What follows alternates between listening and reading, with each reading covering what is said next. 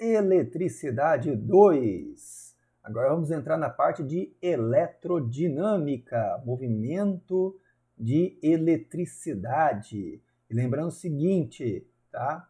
Aqui vem a letra E, que lá nós vimos usar dele como campo elétrico, ela não vai aparecer nesse, vai aparecer no eletricidade 3, quando fala de geradores e receptores. Lá vai aparecer. Então vamos começar com corrente elétrica.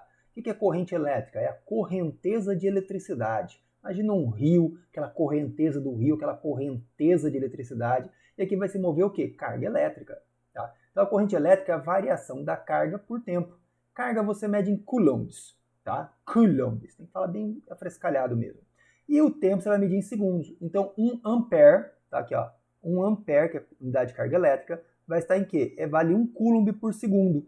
Tá? Então, coulomb de carga elétrica, 1 coulomb por segundo vale 1 ampere, mesma coisa.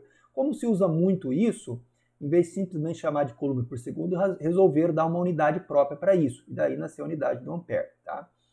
Quando eu tenho corrente contínua, o tempo vai passando e a corrente tem o mesmo valor.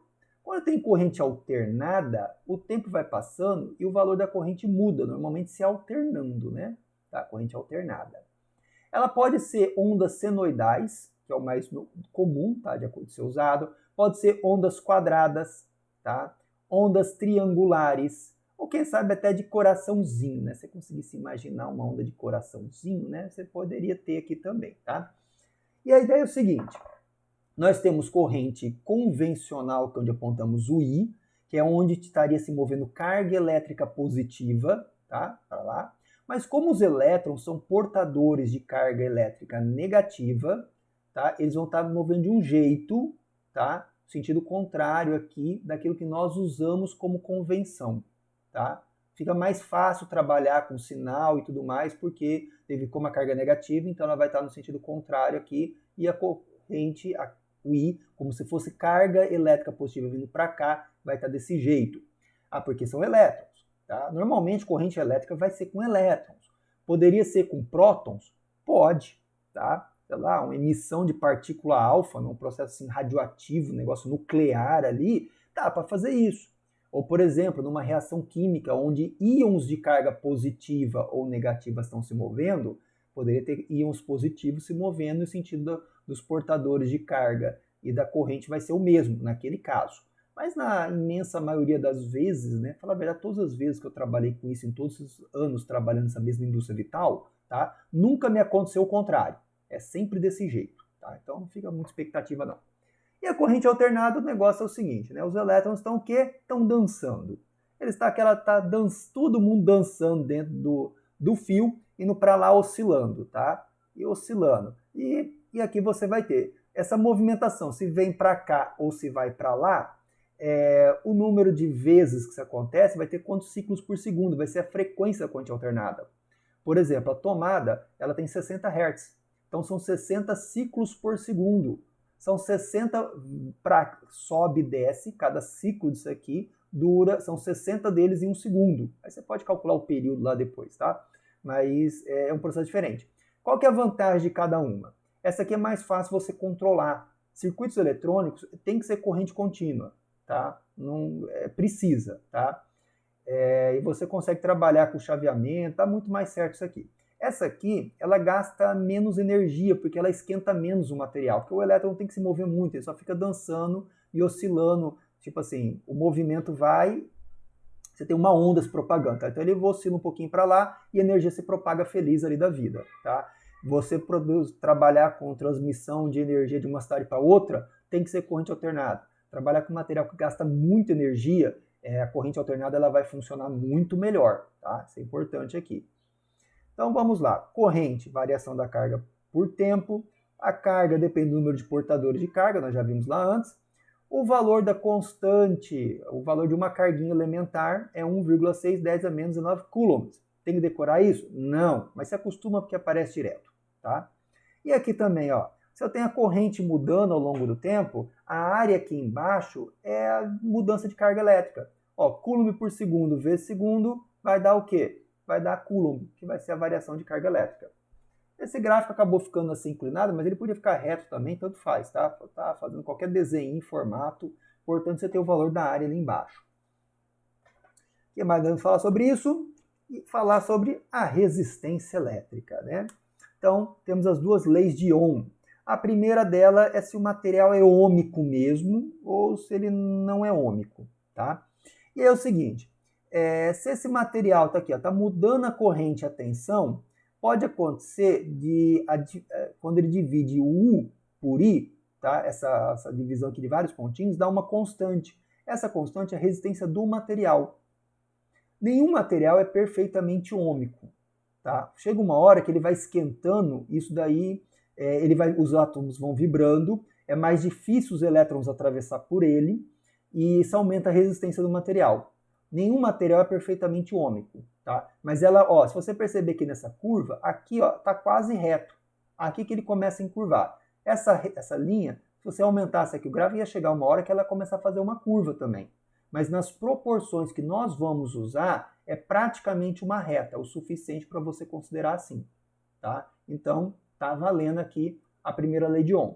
Ela é o quê? Ela é uma aproximação que funciona bem para a realidade. Nenhum material é perfeitamente ômico, mas muitos deles, nas proporções que nós vamos usar, isso aqui é uma boa representação da realidade. Então, para não ficar sofrendo mais que o necessário, segue a vida, fala que ele é ômico e acabou, tá? Segunda lei de Ohm. Então, a resistência de um material depende do material que ele é feito, que é a resistividade elétrica. Ó, cadê? Aqui, resistividade, que é Ohm vezes metro a unidade. Resistência mede em ohms, né? Que depende do comprimento do material. Quanto mais material ele vai ter que atravessar, maior vai ser a resistência, né? Depende da área da seção transversal, tá? Quanto mais largo ele for, mais lugar tem para a eletricidade passar, mais fácil, então tem que entrar na divisão aqui. E essa equação, o pessoal assim, às vezes gruda nela de um jeito que assusta, porque você pode até ver aqui, ó, ρLA, equação da rola, tá? E depende do comprimento, da grossura, do material, essa coisa toda aí assim, obscena mesmo, tá? Aí o pessoal lembra dela desse jeito, né? E às vezes até grudam demais nela, fazer o quê, né? Cada um com suas escolhas. E é o seguinte, a resistência não ômica varia com a temperatura, tá? Variando com a temperatura, você vai ter o quê? Essa relação aqui, tá? Então, a resistência inicial, uma temperatura inicial. Eu estou usando θ como temperatura aqui para não confundir com o T de tempo, tá? Em alguns lugares você costuma jogar o θ para temperatura para evitar de trocar a confusão ali com o tempo. É muito comum isso na física. E se você substituir aqui a segunda lei de Ohm aqui nessa fórmula, você corta isso aqui, que vai ser constante para os dois casos, né? E vai sobrar só o ρ. Então a resistividade elétrica de um material, estiver alterando com a temperatura, ela costuma seguir de uma forma linear segundo isso aqui, tá? Então, dadas as proporções aqui do valor da resistência, mesmo aqui não estando uma curva, nessa proporção costuma funcionar bem, tá? Depois, o que nós temos? Potência elétrica. A potência elétrica, nós vamos ter essa fórmula aqui, a forma do piu-piu. Tá? Lembra do piu-piu desenho lá da Warner Bros? Então, aqui mesmo, né? O piu-piu. Tá? Potência, corrente elétrica e a tensão. Tá? Se você observar as unidades, ó, potência você vai medir em watts, que nem a gente viu lá em mecânica. Aqui não tem outro P para outro lugar, manda a potência só P mesmo, não escrever pot não. A corrente elétrica vai estar em amperes, que é coulomb por segundo. Tá? A tensão é em volts, que é joule por coulomb. Aí você corta o coulomb desse aqui com esse dividindo, vai sobrar joules por segundo, que dá o watts, que é a potência. Tá aqui a formulinha, forma do piu-piu. Se você pegar a primeira lei de Ohm, U igual a R vezes I, substituir o U aqui dentro, vai ficar RI aqui, RI ao quadrado. Nasce esse monstrinho. Se você pegar a primeira lei de Ohm e substituir ela pelo I, tá? Isola o I dela. Sumiu o cursor de novo, tá? Substituir o I aqui, você vai colocar o U dividido por R. Aí vai ter 2U, vai ficar U vezes U ao quadrado dividido por R. Pode ser usado isso aqui também, tá? Então você tem a primeira lei de Ohm, o RI, e a outra aqui é o piu, forma do piu-piu, acabou. Você já vem com essas duas de brinde. Você pode usar essas duas fórmulas em vez de ter que fazer aqui. Se você lembrar dessas fórmulas, você já pega um atalho. Em vez de fazer duas contas, você faz uma só. Então, se você achar interessante isso, tá aí, tá? Lembrando que potência é sempre energia por tempo. E você pode fazer transformações, tá? Olha, 1 kWh, quilo é 1000, watts é joules por segundo, 1 hora é 60 minutos, que vezes 60 segundos. Corta segundo de um lado para o outro, mexe com esses monte de números aqui e você tem essa relação, tá? Então, se esqueceu qual que é, abre ela, você chega aqui no valor que precisa, não tem problema não. Efeito Joule. Quando a corrente elétrica atravessa um condutor, parte da energia elétrica se transforma em energia térmica e o aquece. Então, ele vai estar sendo aquecido aqui, né, tá, pelo material. Os materiais supercondutores, eles não têm nenhuma resistência elétrica, tá? Eu escutei isso de quem trabalhava com o assunto, né? Então acreditamos aqui que um supercondutor nas proporções lá de baixa temperatura, resistência elétrica zero. Aqui, tá? O resto tem alguma. Os metais também possuem resistência elétrica, mas até os bons condutores, mas é um valor muito pequeno, tá? Por exemplo, o cobre é um condutor muito bom, ele é muito usado em fios elétricos. O ouro é muito melhor ainda que o cobre, mas ele custa muito caro, né? Então, se já roubam fios de cobre de construção, imagina se tivesse ser de ouro, tá? O ouro, como ele é muito, você consegue fazer fios muito finos com ele, já que ele é o material mais dúctil do mundo, ele é muito bom para usar em circuito integrado, o chip de computador, né? Então você tem vários fiozinhos de ouro lá dentro, tá? Para poder fazer a condução que funciona bem ali. Associação de resistores. Temos aqui resistores em série, um atrás do outro bonitinho aqui, né? E em paralelo, ó, vem para cá, ou pode vir para esse, ou pode vir para cá. Eu poderia deixar por extenso, mas não ia caber bem no espaço aqui, né? Então eu deixei aqui que é a mesma coisa, tá? Não seja fresco. O que nós vamos ter resistência equivalente? Olha, você pode pegar isso aqui, esses dois, já está tudo em linha reta, né? Então você somou aqui já era, tá? É simplesmente isso aqui, vai no embalo. E a corrente? A corrente que passa no primeiro, a mesma passa no segundo, a mesma passa no terceiro, então é a mesma. Pronto, acabou, que coisinha bonita aqui, ó. Mesma corrente todo mundo. E a tensão? A tensão, que é a voltagem, ele vai passar pela corrente. Quando você passa pela resistência, você vai perder energia, tá? Porque tem a potência aqui, ó, depende que da corrente e da resistência. Isso diminui a energia elétrica. E vai diminuir a energia de cada elétron. Então você vai perder um pouquinho de energia aqui, um pouquinho aqui, um pouquinho aqui. Então essa perda de tensão em cada um deles, essa diferença de potencial aqui, você vai ter uma perda de tensão. A perda total é a somatória de todas as perdas. Entendeu? É assim que funciona, tá? Imagina você está de carro, o elétron é o seu carro, está na rodovia, tem um pedágio. Tem que pagar outro pedágio, mais outro pedágio. Tá? O que você vai gastar o todo? A somatória de cada pedágio aqui, tá? E aqui é o seguinte, você vai imaginar vários pedágios em paralelo. Infelizmente, no mundo real, os pedágios têm o mesmo preço, né? Tá ali, né? Vai pagar a mesma coisa. Mas suponha que você tenha pedágios de valores diferentes, tá? Ou seja, aquele que é mais barato vai ter uma fila maior. Aquele vai aumentando o preço, a fila diminui. Aquele que é muito caro vai passar pouquinho o carro, né? Ah, não quero pegar a fila, posso pagar, vou no outro, tá? Então, essa resistência aqui vai mudar isso aqui, tá? Então, por exemplo, você vai ajustar para essas proporções diferentes. E o seguinte, a resistência total, ela vai ser diferente, tá? Então, se você tiver mais aqui, você tem como esparramar e segue essa proporção maluca aqui, que lá nas aulas os slides têm as explicações adequadas para isso, né? Caso você venha a ver aquilo ali. Então, e a corrente? Olha, a corrente se divide. Então, a corrente total, um para cá, outro para cá, outro para cá, cada um dos resistores. A tensão. Olha, a tensão ao todo acaba sendo a mesma, tá? Que a tensão desse lado e a tensão aqui. A tensão de todos eles são iguais. E olha a simetria aqui, ó. Aqui soma tudo, soma aqui. Aqui é tudo igual, aqui que é tudo igual. Essa fórmula é parecida com ela, mas tem essa inversão maluca aqui. Se eu tiver mais resistores, 4, 5, 6, segue aqui, mais 3 pontinhos, segue a vida, aqui também. Coloquei com 3, que é o mais fácil de visualizar. Entendeu com 3, entende até o infinito, tranquilo. Aqui, se eu tiver N resistores iguais em paralelo, eu posso simplificar dessa maneira. Aqui, ó, for tudo igualzinho, multiplica, soma tudo aqui igual, só multiplica aqui o N, vira tudo a fórmula, nasce esse bichinho aqui. E se eu tiver só 2, mata esse termo aqui. Aqui eu vou multiplicar em cima e embaixo por R2, aqui em cima e embaixo por R1, manipula esse bichinho aqui e fica desse jeito mais fácil de escrever. Ou seja, multiplica em cima e soma embaixo. Só 2 em paralelo, multiplica em cima, soma embaixo, acabou o problema. Tá? Então, E qual que é o problema disso aqui? Você fazer um mundaréu de exercício.